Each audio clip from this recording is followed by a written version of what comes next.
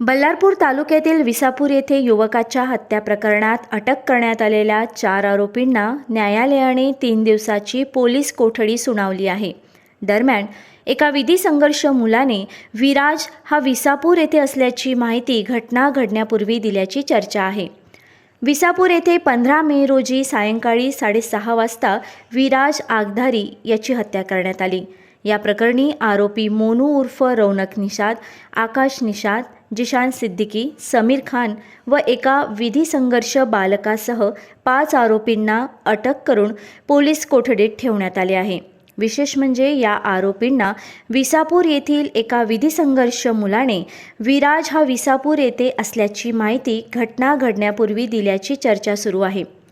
त्याचा भ्रमणध्वनी पोलिसांच्या ताब्यात असून त्याद्वारे पोलीस तांत्रिक दृष्टीने तपास करीत आहे।